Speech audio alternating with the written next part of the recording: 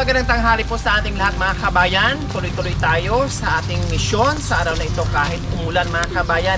Nandito pa rin po ang buong team kompleto para suyurin yung mga kababayan natin na nag-aantay ng ating pagmamahal. Kaya sa tanghaling ito mga kabayan, kahit umuulan, tara, susugod tayo at pupuntahan natin yung bahay na yan.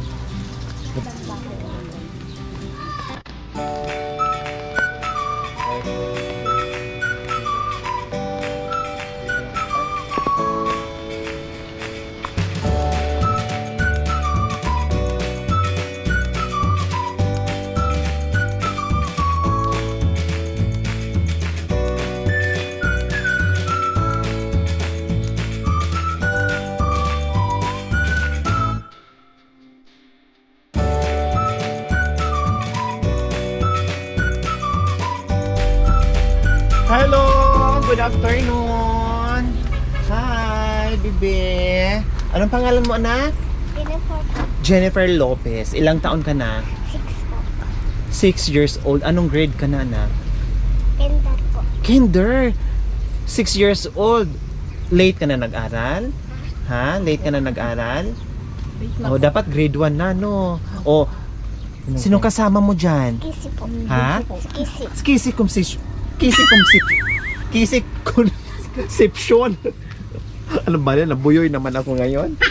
Nilamig kasi ako mga kabayan. At may singaw ako dito. Kaya medyo pilipit yung salita ko kasi masakit yung dito kung may singaw. Pangalan natin ate? Jenny po.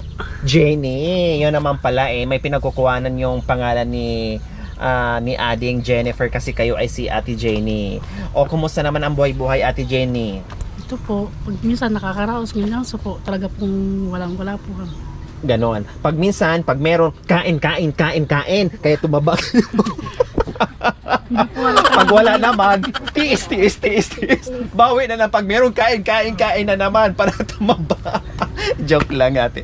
Ate Jenny, nasaan yung si mister nyo? Nasa bundok po. Nasa bundok? Ano ginagawa sa bundok? Nagkakahoy po siya ng... Nag-uuling? Opo. Bukod doon, ano pang trabaho ni kuya? Ngayon po, noon po kasi kamalik, ngayon po wala po. Bakit wala na? Umuulan na po eh. Oo, kasi ay hindi, meron pa rin bukid. Pag yung ulan nagtatanim. Opo, wala pa diba? naman po ngayon po. Wala pa. O ilang taon na po kay Ate Jenny? 40 po. 40 years old. Wow, akala ko mga 30 plus lang kayo, no? At ilan ang anak? 5 po. Lima, bakit dalawa lang nandun eh? Andun po sila sa lola po nila. Anong ginagawa nila? Wala po, andun po, baka nakikikwentuhan po sa O kumusta naman ang buhay-buhay natin Ate Jenny? Ito yung bahay nyo. Bakit walang dingding? Nasanggal yung mga dingding, ganon? Wala pa pong pagpagawa po eh. Kaya dito kayo sa kapiraso natutulog at hinarangan niyo na ng plywood. Opo. Mm. Binigay lang din po sa amin po ito. Kaya Buti na lang kahit paano ay hindi tumutulo. Wala nga lang dingding, magkabilaan, no? Tinagpian nyo na lang ng plywood, nabigay din. Pero importante, hindi kayo nababasa dyan sa loob kasi tag-ulan na ngayon, no? At hindi tumutulo. At ang ganda pa nito, kahit tag-init, malamig pa rin dito dahil pugon. Diba? Jenny. Ay, Ate Jenny, anong ginagawa nyo naman dito habang si Mister ay nandoon sa kabundukan para mag-uling, gumagawa siya ng paraan doon? Ay, kayo naman, ano naman ginagawa yung paraan para kahit papaano makatulong ni Mister na naghanap buhay? minsan po nakikilaba po ako pag may papalaba po. Tapos nakikitanim din po ako pag may taniman po. So yun naman yung ginagawa nyo para kahit papaano may extra income. O tulad ngayon na tag-ulan, syempre wala sa bukid.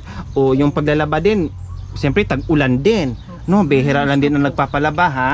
Na-stop po. Na-stop. Hindi po kami ngayon sa Pero nag-aaral yung mga bata. Opo. Alang taon na yung panganay nyo? 12 po.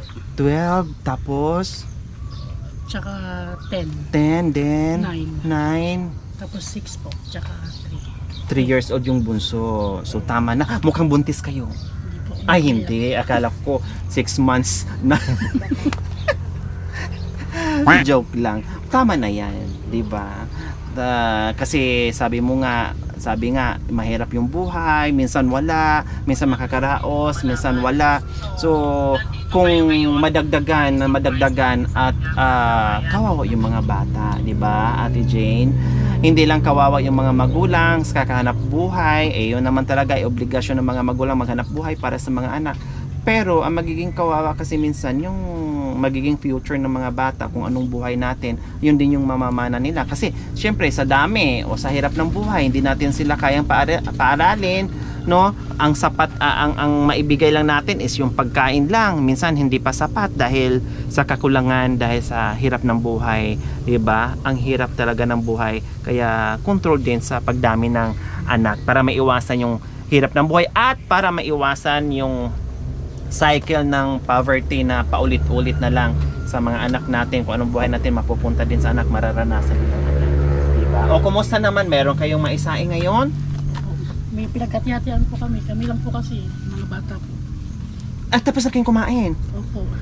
Yung gulay lang po na tinudtod po namin po dyan. Ugot po ng Wow, sitaw. ang sarap. Ano nang? Ugot po ng sitaw. Anong ugot ng sitaw? Talbos. Akala ko ubot ng sitaw. Inabraw ko po. Ubot ng sitaw, nagulat ako dun.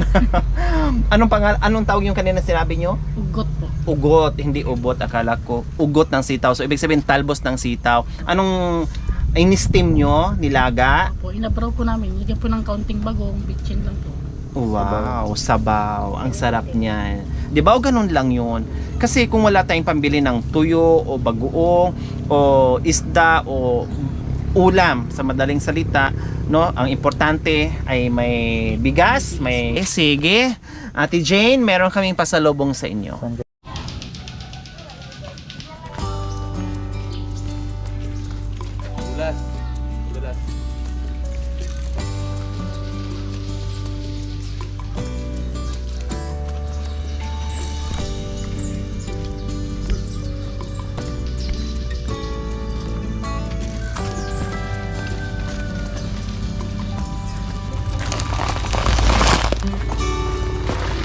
Ate, meron ka ng bigas, assorted groceries at isang tray na itlog. Bukod pa rin, meron ka ng pambili ng ulam para mamaya hindi ugot ng sitaw ang iuulam nyo. So, Salamat po sa inyo pong lahat na tumulong po sa amin.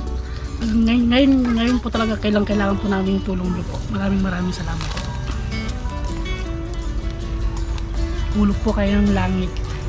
ayan, walang ano man po, Ate Jane. Okay, maraming salamat po sa walang sawang pagmamahal, Ma'am Flory B. Evans from USA. Maraming salamat po sa iyong ginituang puso. Nawa ipagpalain po tayo ng Panginoong Diyos sa araw-araw. Nawa ibigyan po tayo ng kalakasan ng katawan sa araw-araw. Nawa ibigyan po tayo ng mahabang buhay pang sa ganon. Marami pa tayong matulungan na gaya nila. So mga kabayan, huwag niyo pong kalimutan, pakishare, subscribe sa aking YouTube channel, Lori Aquino Talita. Maraming salamat po. Gabi sa Sol. Maraming Bye! Hello, Casey. Bye-bye na. Babay daw anak. Ganun kaway ka na. Oh, very good. Jennifer, bye! Bye-bye daw, anak.